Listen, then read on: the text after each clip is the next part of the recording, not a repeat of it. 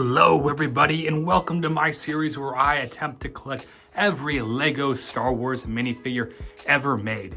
Last episode we finally broke the 1,000 minifigure milestone, which I am super happy and excited to finally have done, but we still have a lot of guys to add. So those of you new to the series, we have the oldest guys up at the top and newest guys up at the bottom, and every blank spot is a minifigure I still need.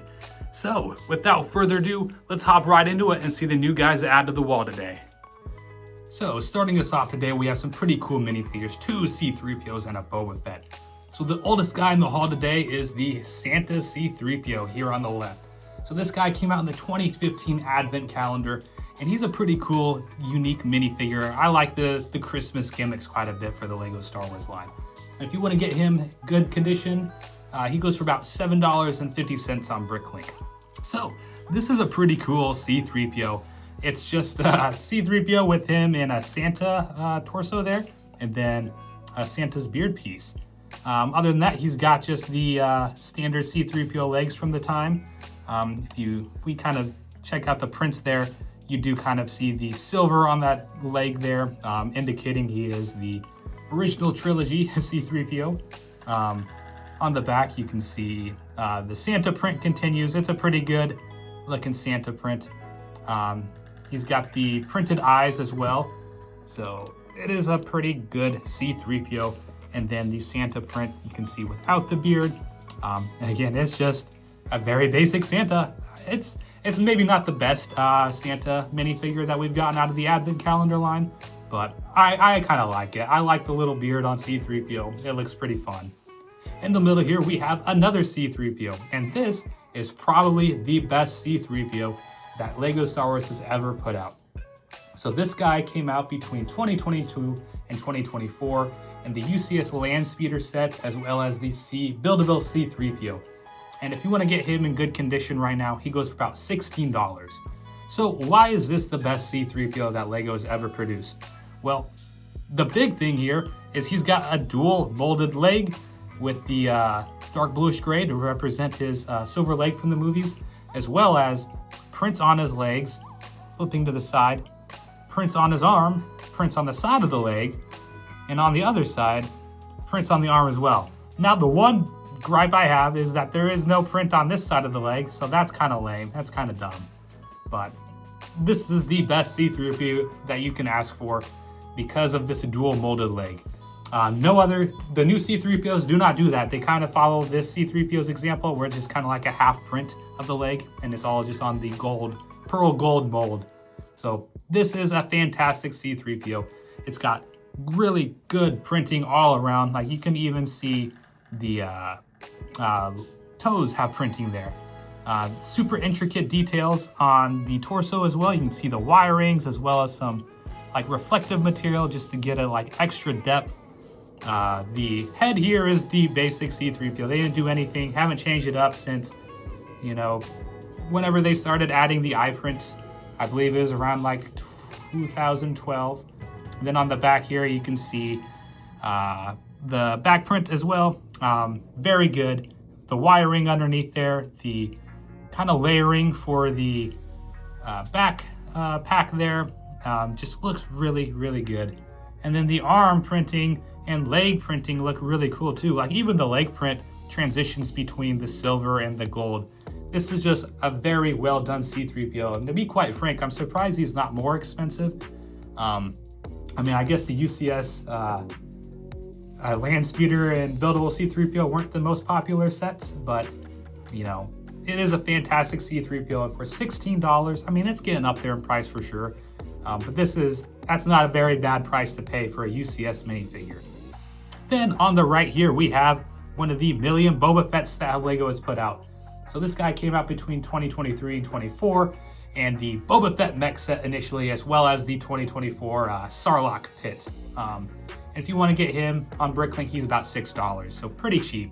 Not a very desirable Boba Fett.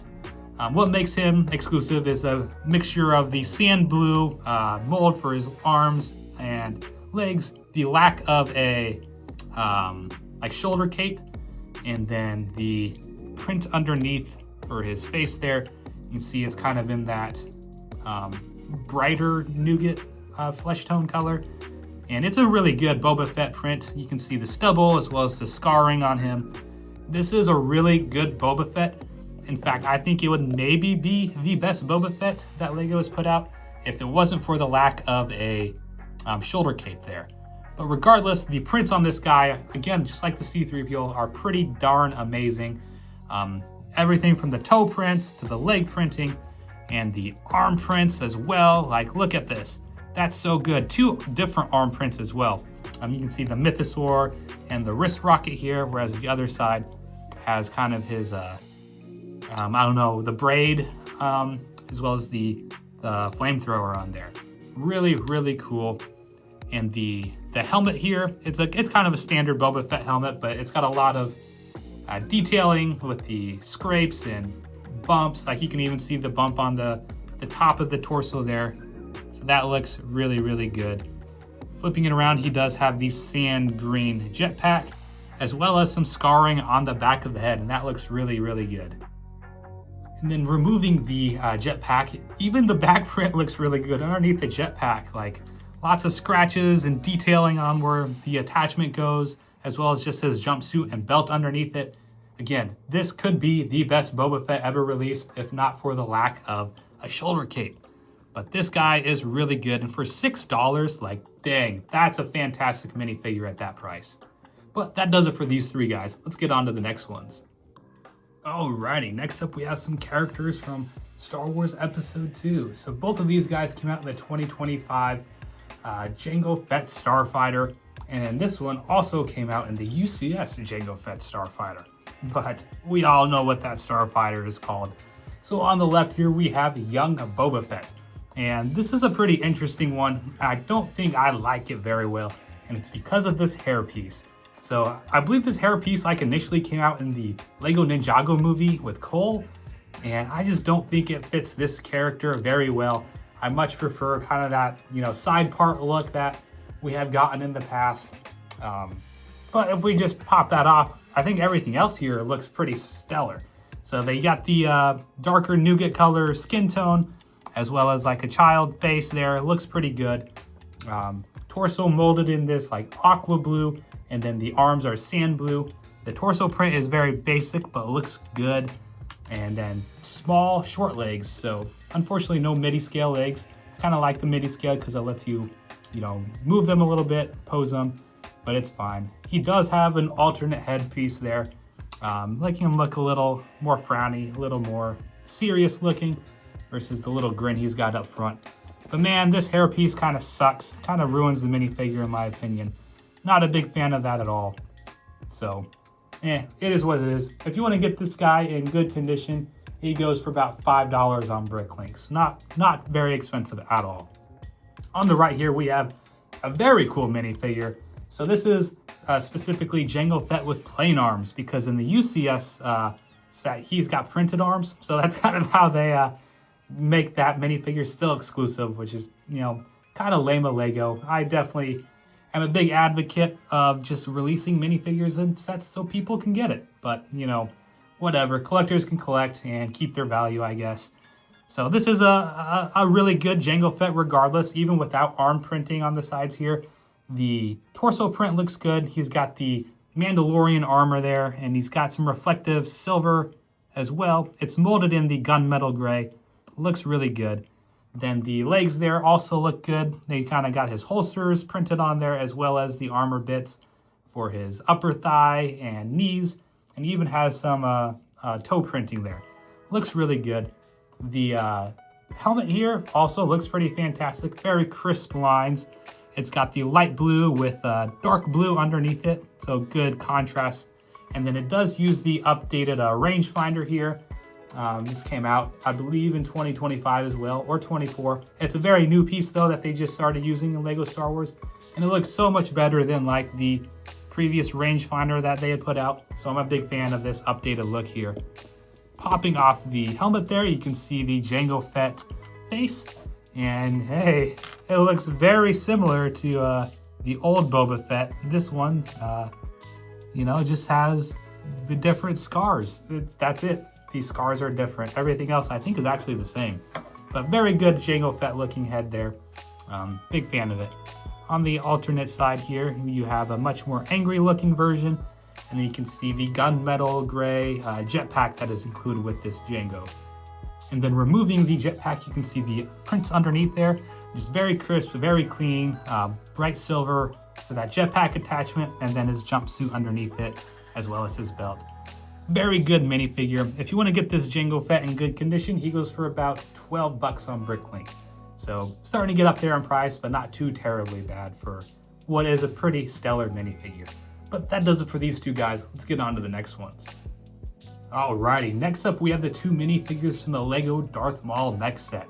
Both of these guys came out in that set in 2025, and this Darth Maul looks really, really cool. So if you want to get this guy right now on Bricklink, he goes for about $7, so not too terribly expensive. His price could increase or drop once the set retires, but you know, that price will fluctuate almost certainly. And this Darth Maul is really, really good. He's got printed legs here with silver armor, and then everything is molded in the gunmetal gray, which you don't see on a whole lot of minifigures. I mean, we saw it on the Jango Fett previously, but that's a pretty uncommon look. But the torso is gunmetal gray, as well as the legs there.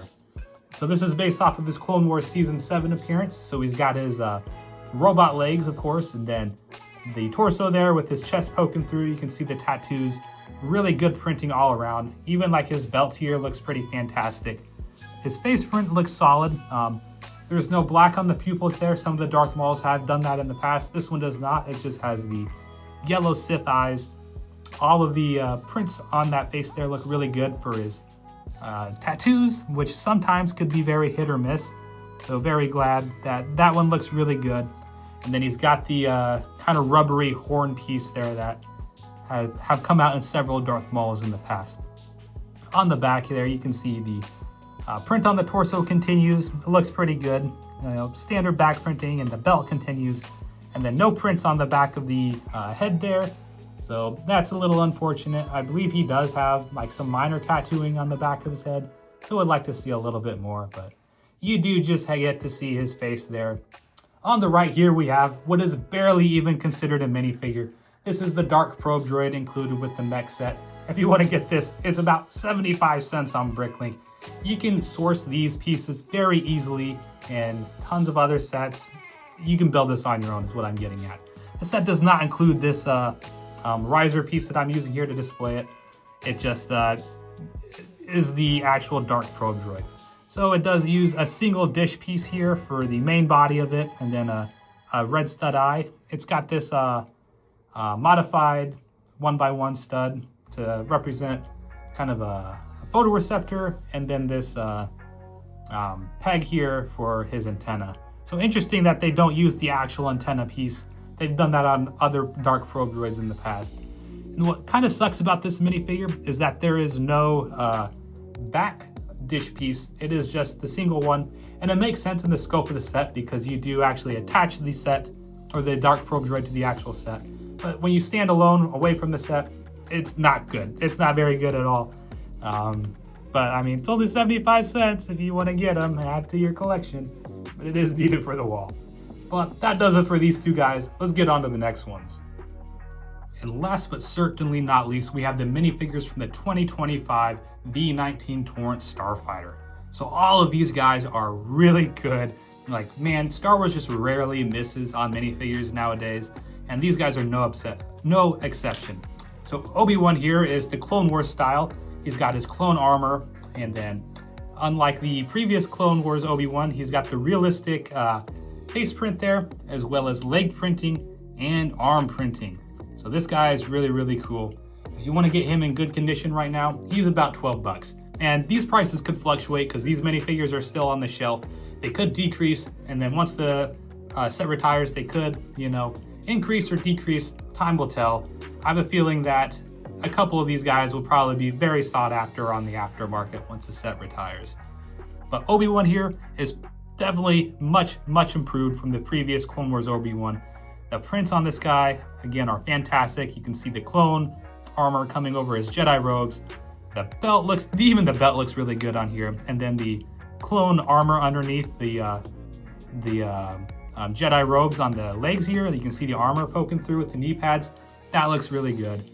The arm prints here look really great as well, like almost like a full wrap on the arm. And this side has the communicator versus the other side has the Jedi insignia.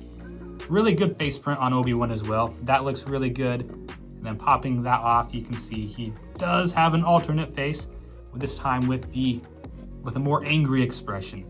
So very cool minifigure on this one. In the middle, we have the long-awaited, screen-accurate Phase 1 clone pilot. Now, of course, I'm sure you're all well aware that this is the first screen-accurate clone pilot that we've gotten. In the past, they've been just used standard Phase 1 clone helmet with the fin on top. This is an actual pilot-dedicated mold. So this guy is very cool. He came out in the V19 as well as just a magazine included polybag type deal for the European market, but he is still a little more expensive than Obi-Wan. He goes for about $14 right now. I have a feeling that this guy may actually decrease in price though, especially as more of those magazine bags come out. But this is a pretty cool minifigure and one that fans are definitely stockpiling, which kind of stinks. I hate to see the clones, you know, always get super expensive on the aftermarket, like 14 bucks. Anytime we go over 10 bucks on a minifigure, that's in my mind when we start to get a little expensive on them. But he is very cool. He's got the standard clone armor for the leg prints here with the feet print as well as the knee pads and everything. And then the torso has the clone armor with a breather on it. So that looks really good, a very good print here. But of course the helmet is the big standout piece on this guy. It is an exclusive helmet at this point in time for this minifigure. And it looks really good. I would love to see this reused, especially on some Clone Wars sets. If we could get like a matchstick or a Goji or a Hawk, that would be really cool. I have a feeling though we may not see this mold again for quite a while, but he's got the just very basic clone pilot markings with the yellow and the Republic insignias on the top there. And then underneath, he's got the standard clone that they've been using for quite a while now. On the right, Ventress looks very cool. This is from her Clone Wars appearance in their Season 1 and 2 getup with the dark purple robes. If you want to get her in good condition right now, she goes for about $11. So the cheapest of the bunch. She looks very good. The head print here is pretty great. You can see her purple tattoos, and then she does use the light blue eyes there, which look a little interesting. I don't ever really like it when they deviate from the black eyes. I just think it makes them look a little weird, but I think in this case, it's fine. The Night Sisters, I think, generally have more popping eyes. And then her torso print here, you can see the wrappings for her stomach as well as on the legs. The legs are not dual molded. They are single light bluish gray, but with a kind of a purple print on the top there to kind of give the illusion of dual molded. So kind of lame that they're not actually dual molded. On the back, you can see the tattoos on the back of her face continue, so that's very cool. And then the open back, as well as the wrappings around the waist continue on that as well. So very cool minifigure, and glad to have like an accurate Season 1, Season 2 Ventress minifigure out there. But that does it for the wrap up here. Let's go add these guys to the wall and see where they belong. Alrighty, so now we got everyone added to the wall, so let's see if I can remember where I just put everyone. So the first guy is actually right in the middle of the set, pretty new. We have this Santa C-3PO. He's next to the, like kind of the Force Awakens wave of guys. And then going all the way down to the next C-3PO, we have the UCS Land Speeder C-3PO. He's chilling next to Aunt Beru and Pelimoto. And then we have the Boba Fett, which is just down and over right there, next to Darth Vader and a Stormtrooper. These were the first 3 Star Wars mech sets and all exclusive minifigures. Next, after them, we go all the way down to the Darth Maul and his Dark Probe droid. They're kind of coming down to the 2025 and starting to fill out that line of minifigures. Because to the right of them, we have the V19 Torrent crew, as well as the Jango Fett and Boba Fett. So, making some pretty good progress. We got a lot of spots to fill in 2025 side of the wall here, but we're going to be making some good progress, don't worry. And even like above, you just keep chipping away at it. Keep picking off these spaces and filling them up. So let me know in the comments what your guys' favorite minifigure of the line was, and what do you guys think of the series so far? Are you enjoying the progress? I'm so glad that we have hit 1,000 minifigures. That's such a big milestone for me. I'm so very glad and fortunate. But like, comment, subscribe to join the Emperor's Legion, and I will see you all next time.